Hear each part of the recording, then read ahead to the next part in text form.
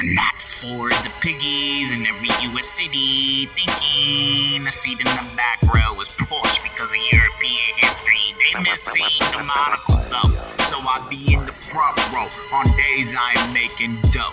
All alone, in the zone, on the phone, until the trailers go off the screen, along with all those production companies that never did a thing. Alicia Harris is yet another agent of dissension that the U.S. loves to manufacture against their black population.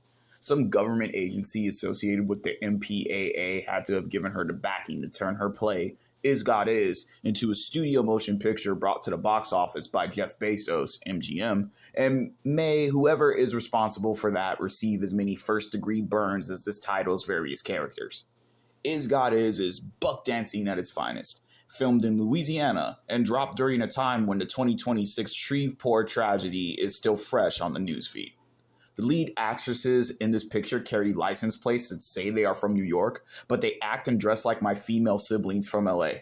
That is to say that the leads cannot even hold a candle to the cameos of their more established supporting cast in the vein of Janelle Monáe and the consistently contentious Vivica A. Fox, who is far from her days as Cottonmouth or pulling bank heists with lesbians in a crop top. Suffice to say, she can't even fit in a crop top today.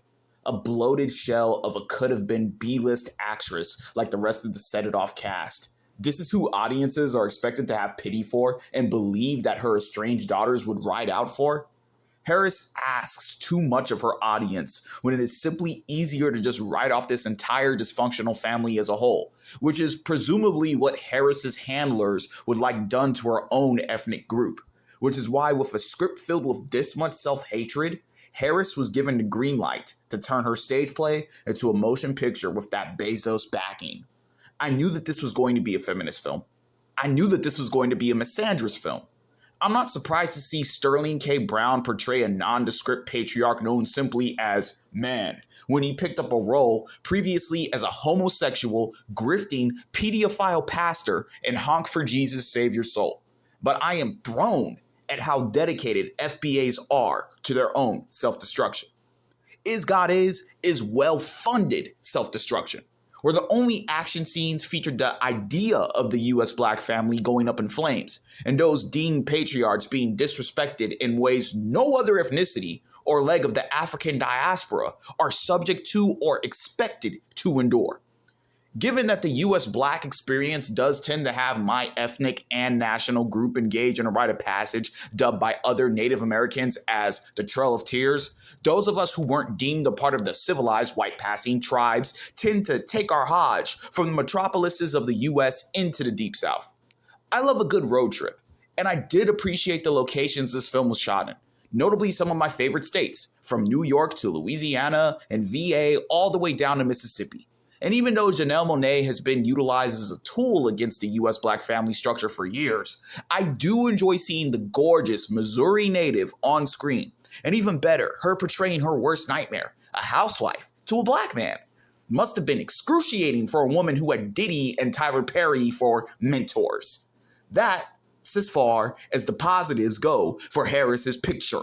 Leave it to a Western black woman on this side of the pond to drag her entire ethnic group on the big screen for a few Bezos bucks. But with as much vitriol and fire against the idea of her own ethnic group's would-be familial structure contains, I have no doubt she would have done the deed for free, as when she first wrote the script for the Opera House. A fitting place for a drama, but not a hate crime, which is God is all self-inflicted by the number one suspect, a female, to take the house with her when she plays this silly game of Western monogamy and loses. Pop your popcorn. That's for the piggies in every US city thinking a seat in the back row is Porsche because of European history. They miss seeing the monocle though, so I be in the front row on days I am making dough.